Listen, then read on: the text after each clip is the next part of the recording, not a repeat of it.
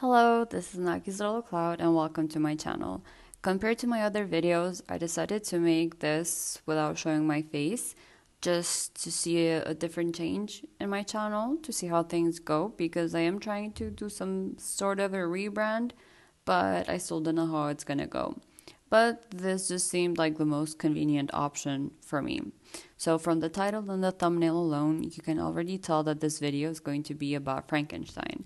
And towards the end, a little bit about the talented Miss Rina Sawayama.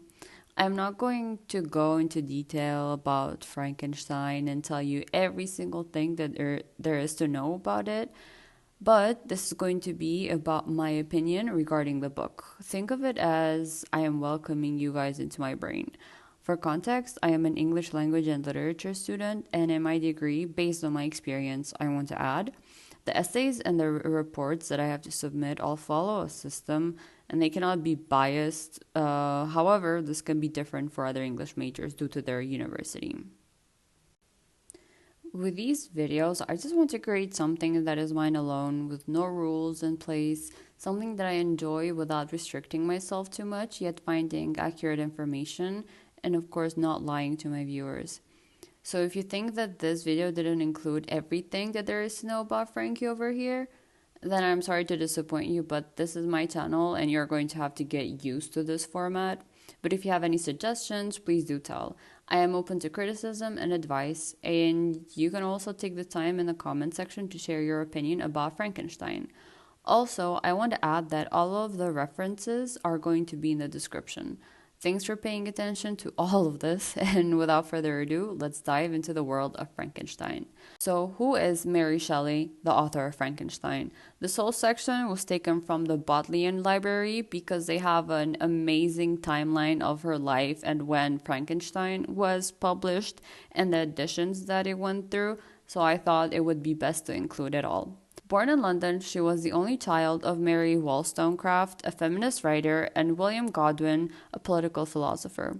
Unfortunately, her mother died 10 days after giving birth to her, and a bit later, her father married another woman, Jane Clairmont, and she had two kids, Charles and Claire. At the age of 16, Mary gets married to 21-year-old Percy. Extremely legal, am I right? Her sister Claire was the only one who supported them and even moved with them to Europe. Soon enough, Mary gets pregnant, and both her father and mother are enraged at the act that she has committed. Funny thing is that they run out of money and return to England. Plus, they constantly have to change addresses due to debt collectors coming after them. Unfortunately, Mary's children don't live a long life. Now let's get into her writing career. Shelley had support in her life when it came to her writing career. Her father was a philosopher, and her mother dedicated most of her life to writing about feminism. Her husband even encouraged her writing and helped her until he passed away. Some may say privileged, however, she was lucky enough to be in a supporting environment. In June 1816, Mary begins Frankenstein. The Shelleys take a summer holiday in Switzerland with Lord Byron, who and his pregnant lover Clairmont. Byron suggests a ghost story contest, and Mary starts the tale that becomes Frankenstein. With a visit to the Alps, Mary visits the Mer de Glace. I have no idea how to say that. Sorry, Sea of Ice. That's the translation. A glacier on top of a Mont Blanc with Shelley, and later uses it as the setting for a pivotal scene in Frankenstein. 1 year later, in May of 1817, she finished writing Frankenstein. January 1818, Frankenstein gets published with Frankenstein, or The Modern Prometheus. It's published in 3 volumes with a print run of 500. Mary is 20 and is not named as the author, and some readers assume that it is Percy's work. Analysis of the manuscript shows that Percy Shelley contributed around 6% of the text. 4,000 out of 72,000 words. The book is advertised in newspapers but does not sell very well, and reviews are mixed. August 1819 starts the second novel. Mary begins writing her second novel, The Fields of Fancy, later retitled as Matilda. But a father's incestuous love for his daughter, disgusting, sorry, that's my word. It is not published until 140 years later. July 1822, Percy B. Shelley dies. Percy Shelley, age 29, drowns in the Gulf of Spezia while sailing. Widowed at 25 with a toddler son, Mary keeps his burnt heart wrapped in silk in her writing case and decides to earn a living by publishing her own writings and those of her dead husband. Yeah, as a side note, Mary was a bit of a weirdo. If you look at what she did, excluding all the stuff that I'm going to mention here, you're going to find a lot of information about her. But if you want to do further research, go ahead. I'm personally not going to mention the weird stuff, except, of course, keeping the heart of her dead husband. And then moving on to August 1823. Second edition of Frankenstein comes out. The second edition of Frankenstein is published, edited by William Godwin. This time, Mary W. Shelley is acknowledged as the author. This edition is usually not used as an authoritative text due to William's editorial changes. Mary also sees the first play adaptation of her work, Presumption or The Fate of Frankenstein, at the English Opera House. Mary did not receive any royalties from the play, but its popularity probably increased sales of the second edition. October 1831, the third edition of Frankenstein. Mary publishes a third revised edition of Frankenstein, which removes the division into 3 volumes. Critics debate whether Mary's edits make the narrative less radical in response to earlier reviewers. This edition is the text used by most schools. And if you've read Frankenstein, this is probably the edition that you have read. February 1851, Mary Wollstonecraft Shelley dies.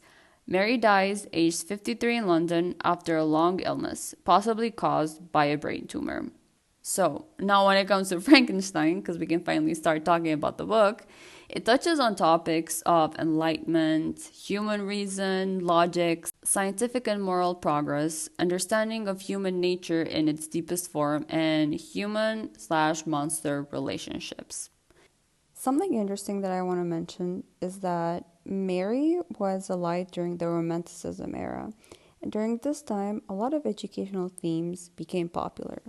So these educational theories of the 1800s, so nature versus nurture, John Locke's essay concerning human understanding in 1690, argued that a child is a blank slate, the most popular term that we all know, tabula rasa, that is formed only through experience.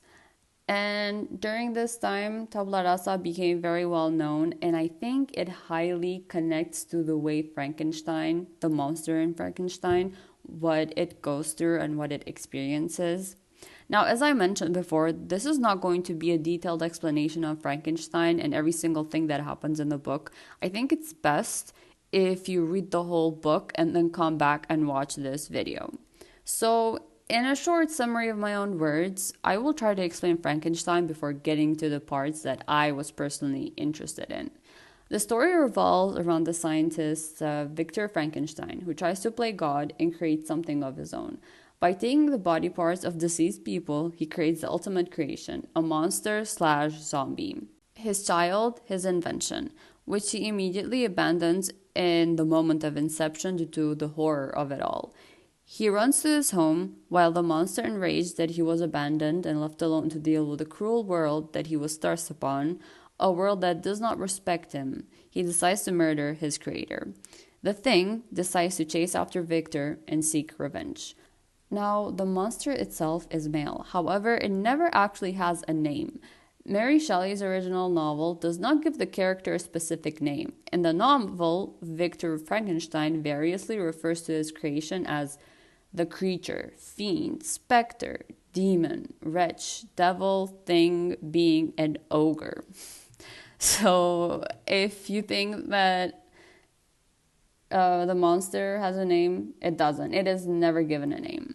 To Victor, this monster was so scary and frightening to look at that to him, it meant that there was no saving it. It's kind of amusing because from this, we can go back to the cliche aspect of judging people from the way that they look. I guess it doesn't matter what era we come from, ancestors or predecessors, looks have always mattered. But also, not going to lie, what the hell did Victor expect? That he was going to create the most beautiful creature on this planet when he used the skin of dead people? Now, who is the delusional one here, honestly?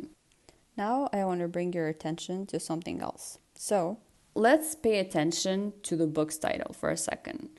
So, January 1818, Frankenstein gets published as Frankenstein or the Modern Prometheus. Now, if you look at the mythic reference, in Greek mythology, Prometheus, coming from ancient Greek meaning forethought, is a titan known for his wily intelligence. He stole fire from Zeus and gave it to mortals for their use. Zeus then punishes him for his crime by having him bound to a rock while a great eagle ate his liver every day, only to have it grow back to be eaten again the next day. His myth has been treated by a number of ancient sources in which Prometheus is credited with or blamed for, but credited nonetheless, playing a pivotal role in the early history of humankind. So, if from when I was reading it, because the story of Prometheus already sounds insane, but as I was reading it, Shelley makes it obvious that Victor is Prometheus. At least that is the way that I understood it.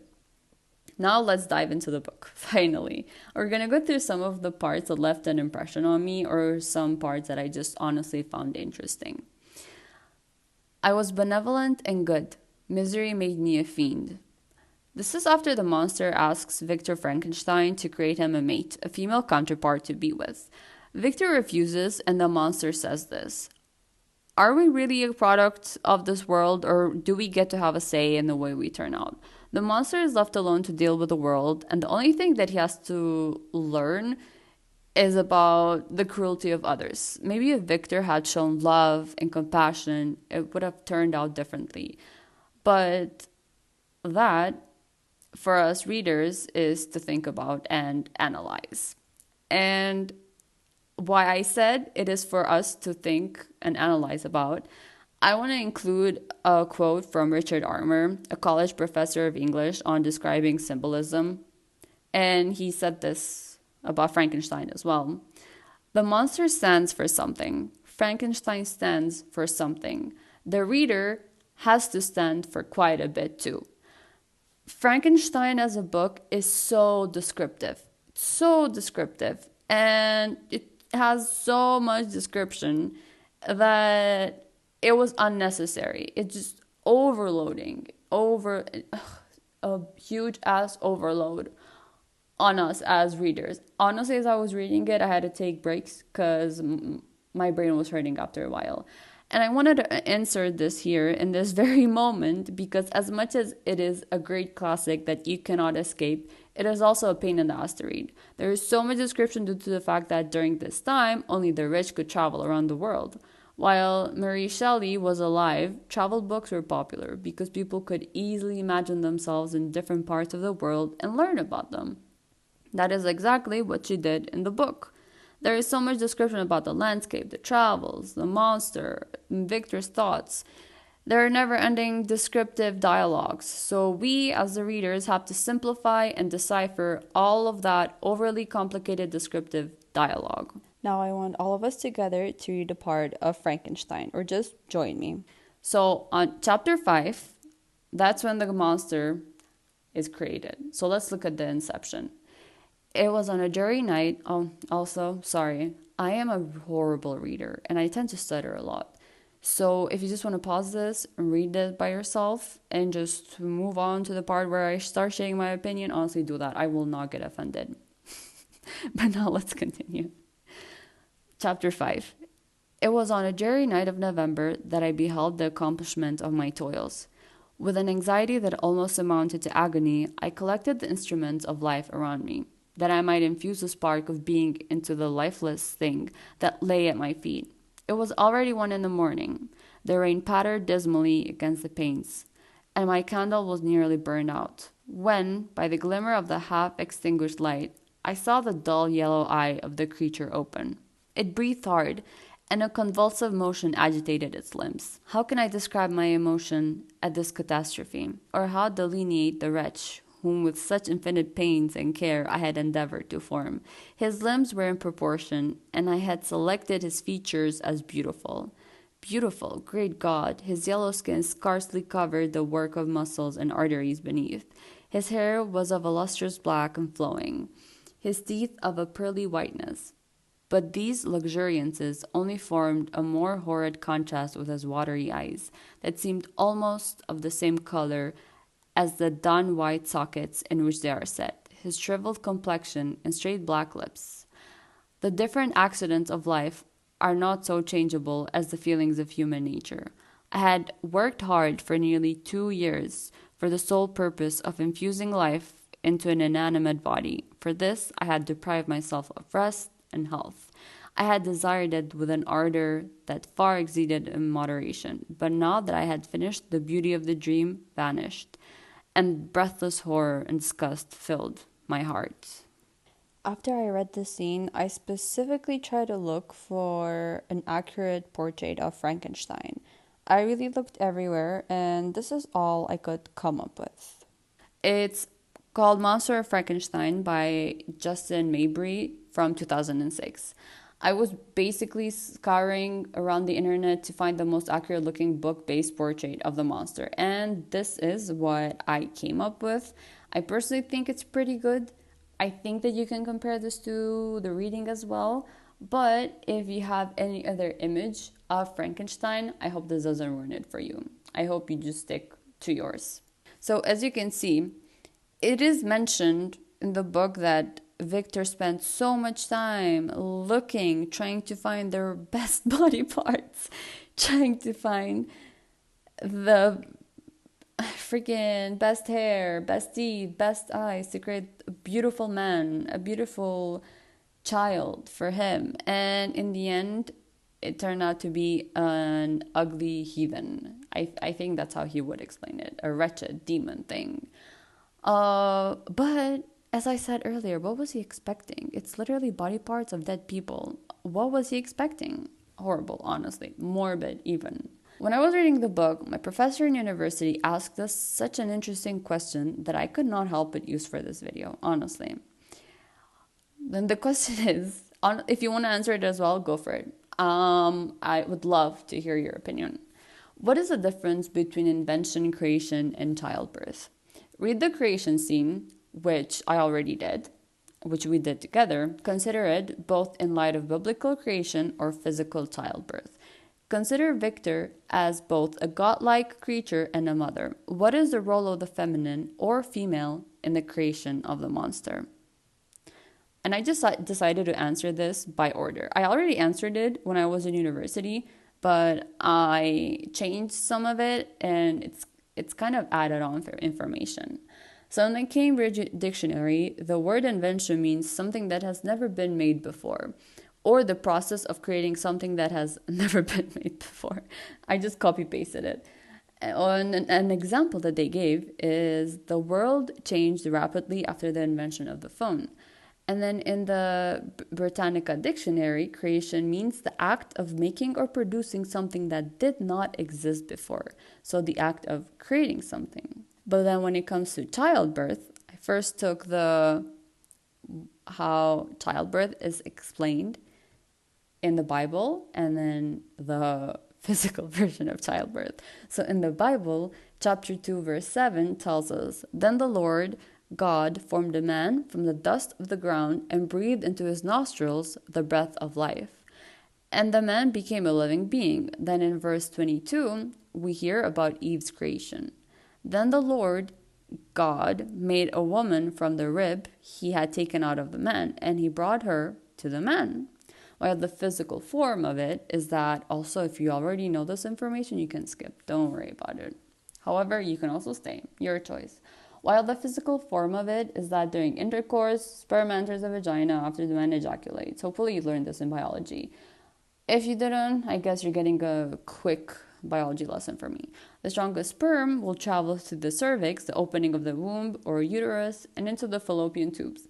A single sperm and the mother's egg cells meet in the fallopian tube. When the single sperm enters the egg, conception occurs. Then during childbirth, the muscles at the top of your uterus contract and push your baby towards your cervix. If your baby is facing head down, the head will press on your cervix.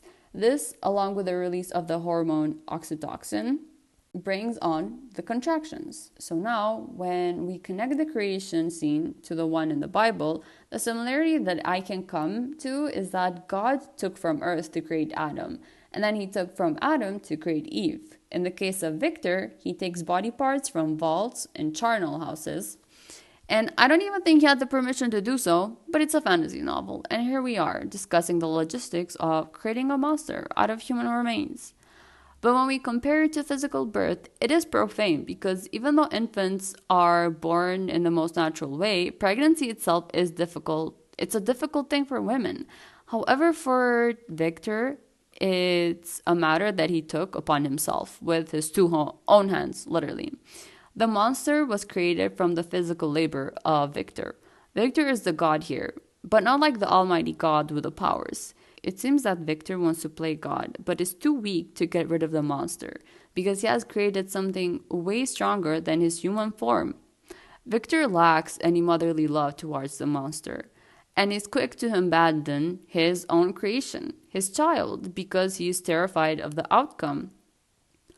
When we talk about the feminine, yes, Victor's mother died years ago, and that could be why he also abandons the monster. Or we can also see that this was Victor's way of violating the laws of nature by doing something that is unnatural. However, he is a scientist, and in a way, they are supposed to defy the laws of nature and study them at the same time. As an additional thought, God defies all of nature's laws, so why can't Victor do it as well? Because I often saw the remark that this is Mary Shelley's way of describing how men are trying to violate women and their true form because Victor goes ahead and creates a monster out of nothing. I couldn't really reason as to how this could violate women and their nature. I'm going to talk about it further. However, I didn't just see it as a feminist book. I think it has more to it than just considering it a piece of feminism. That's why I thought about it as a way of he is a scientist and he is portrayed as a mad scientist. And I saw it more as him just trying to create something that's never been done before. It's like a plan that goes extremely wrong in every single possible way. Now, I want to go into how gender plays a part in the book.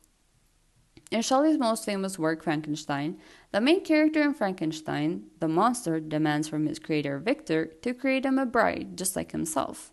A being that looks like him, so he won't be alone. However, Victor destroys it in time. This can be seen as a feminist approach from Shelley because with the creation of the female Frankenstein, then her purpose would have been serving Frankenstein and living only to be seen by him, to answer to his demands, but because she never came to exist, she was able to escape the patriarchal life. Another gender identity take is Victor's life and his decision to stray away from human interaction in pursuit of intellectualism. Having denied his own sexuality, he fails to take account of how his offspring's sexual desires will be satisfied. The monster's very monstrosity is the mark and consequence of his severance from femininity. The only time Victor shows his feminine side is with his friend, Robert, whom he exchanges letters with and has the most intimate relationship with. He refers to Robert as his brother and describes him as a person who is gentle, wise, and pays attention to how Robert speaks. Even though Victor holds back with his masculinity and often has his obsessions that consume his life, soft features that are usually portrayed in female characters apply to him in this case with his relationship to Robert. Shelley makes a difference by including that masculinity or femininity shouldn't be a social construct. It should be looked upon with a philosophical view. Women should be seen as individuals who have rights and not just as bodies to be used. The monster is not just a monster. He has a personality and a brain that he uses to reason with. When the female version of him was about to be created, it worried him because there was going to be another being like him who might be just as or even worse than him. This thought alone was a threat to his masculinity, even though he is not actually a normal human man. Shelley, in her writing, wanted to both convey her journey as a woman and as a mother, the confusion with femininity, and how it evolves from girlhood to motherhood, and the lack of time to just be a woman. Shelley showed a different side to a monster and gave meaning to masculine characters by hiding their struggles through feminine traits and interests. These were only some of the research that I took from academics about Frankenstein, which I thought were interesting and would bring some sort of closure to understanding the monster and the book itself. Some I agree with and some I don't. However, I just thought that they would be a good outtake. And now we have come to the end of the book itself. However, now I just want to add something special. I want to talk about Rina Sawayama's song Frankenstein. I had read Frankenstein, I had written essays about it in university, and later when the song came out, I saw it, I was like, wait, what is this? I listened to it, I watched the music video, and honestly, it was amazing, amazing. But I love Rina Sawayama, and I'm kind of biased because I love her artistry. She's such a unique and versatile artist that I'm excited anytime she reveals that she's gonna come out with an album or even just a song. Also, she was also I keep saying also a lot.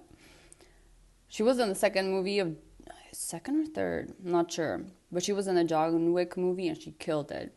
Before I get into her song, as I was doing my research, a meme about Frankenstein showed up on my Instagram For You page, and I couldn't help but make it part of the video because it was so funny. It's ridiculous. If you see us in the club, we'll be acting real nice. If you see us on the floor, you'll be watching all night. Okay, so now let's get into the song. I just want to add some background context to the song first before reading the lyrics and analyzing it. I'm also going to get into the music video bit because they come hand in hand. I thought she did an amazing job. In an interview with Rolling Stone, she said, "A special mention is going to be Rina Sawayama's song Frankenstein from her album Hold the Girl. Her awaited Hold the Girl is a personal journal, a Saturn return statement about moving out of her 20s and facing up to her past. It's smoother on the surface than Sawayama, channeling her twisted vision into straight-ahead pop tunes with arena-ready confidence. About Frankenstein. Frankenstein is her peak, a high-energy meditation on the strange love between the mad scientist and the monster. She begs for Dr. Frankenstein to take control of her life and rebuild her. Please put me together," until she breaks down in the chant, "I don't want to be a monster anymore." She lusts to be the perfect laboratory creation. "I'm trying to be normal. This trauma is immortal." Yet she also wants to escape and find her authentic self. There's a digital "hey, hey, hey" chant halfway between AC/DC and the Village People. Plus, a crazed drum break from one of her teen heroes, Block Party's Matt Tongs. Her producer is Paul Epworth, who's done Block Party as well as stars like Adele, and Florence and the Machine. So Frankenstein sums up Sawayama at her musical and emotional extremes. Like so many people these days, she feels torn between the desire to be beautiful and the need to be free. In another interview with Music Week, they said, "Another big moment on the album is Frankenstein, a frenzied indie anthem that drew on Epworth's work on Block Party's and Naughty's debut Silent Alarm. They even hired their former drummer Matt Tong, another of Sawayama's contacts. I had 2 sessions with Paul. We wrote This Hell on the first day and Frankenstein on the second," she says. "It's about it not being okay to expect someone else, a lover or a friend, to put you back together. So maybe it's a pro-therapy song." The range of references run deep on Hold the Girl, Sawayama explains. "I always come to the sessions with a bunch of ideas, mainly in my notes app. And with Frankenstein, I had a reference," she says. "I used to really love this band called White Rose Movement. They're a really cool synth pop band from the same era as Block Party. And they have this song called Love is a Number, which has a very similar intro to Frankenstein. So we shot Matt a text. He was in New York at the time, but said, absolutely, I'll do it. I love Rina. Who doesn't, honestly? He gave it this frantic energy, which is incredible. So now overall, you kind of get the gist of what Rina Sawayama's intention was with Frankenstein and what it's about. So now let's dive straight into the music video. The music video opens up with I Don't Want to Be a Monster and an upbeat drum beat. A group of people are seen dancing around in what seems like a party. This is when Rina finally shows up looking confused and trying to navigate the party. She goes upstairs, and as she enters the bathroom, she comes face to face with an alternate version of herself in the mirror. A bold, fierce, and grungy version of herself looking back at her. The Franken Rina, let's call her that, comes out of the mirror and takes over the normal Rina. In this case, the Rina that was searching for someone to build her up. An interesting addition to the music video that I'm glad they added is that when Franken Rina is seen as the exuberant force that's going to fix Rina's self-esteem and make everything better, the actual Rina is stuck in a room fighting to get out, realizing that maybe this isn't what she actually wanted after all. In the end, Rina takes charge of her own narrative and goes back to where it all started, a chance to prevent things from de-escalating. The music video ends with Frank and Rina being held up high by the partygoers and all standing still like a statue. Am I boring you? Sorry if I am. If I am, I'm truly sorry, and it's gonna end soon, I promise. So now, let's get into the lyrics. I'm not going to be reading it all, and I'm not going to be singing it to you, absolutely not. However, I'll put the lyrics on the screen so you can see it, and then I'll just add to it. Rina Sawayama said that the song is about depending on your friends and trying to find salvation in them. In this part, when she says, so I'm like the other people without all the evil. To get rid of your old self and try to conceal it with something new and clean. Not meaning that you have healed that part of yourself. Only meaning that you want to start anew without looking at what led to the self-destructive point. Because as she says, trauma is immortal.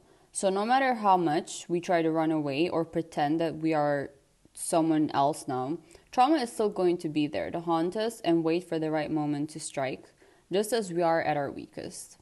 Then when we come to the part where she sings, all I want is to feel beautiful inside and out. I just want to point that here she doesn't say be, she says feel. In moments of mental distress, it's not about the way we look, because the problems come from within. When we don't take care of ourselves and focus more on just trying to ignore it, but these issues that we have are constantly going to chase us. Just like Victor, who created a monster that kept chasing him. And to no avail, he could not escape his own creation, his own child. Love me forever, fix me right. I can be your Frankenstein. In the case of Rina, she doesn't run away like the monster does. She holds on to her friends and begs them to fix her, to give her immortal guidance and heal her soul. In the case of the monster, at one point he asks for a mate, but that's it. And at one point he even regrets asking for a mate. So she depends on them to, as she says, put me together, make me better. Putting her life in their hands to do with as they please. Again, only just so she could feel beautiful.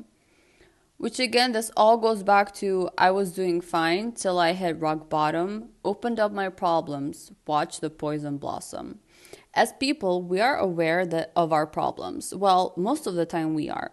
Sometimes they get too big to the point where we cannot escape or control them. In this case, instead of being Frankenstein and letting the mad scientist rule over our lives, we should try to heal or find ways to cope so we can deal with these problems in a better way. We may be a product of our own environment, but in the end, we get to choose what we do with our lives and the way we heal. This has been quite a long video, honestly. It took some time to do the research to make this all complete. And I apologize for my rambling. Honestly, you deserve better than to hear me talk. It was a fun video to do. I love the research I did and all the interesting and different outtakes that I read. Mostly, I'm just happy I got to explore the book more, to talk about what it is and what it could be. Thank you so much for watching, and I hope you stick around and are interested to know about what I have to say in regards to literature. I love you, and see you next time.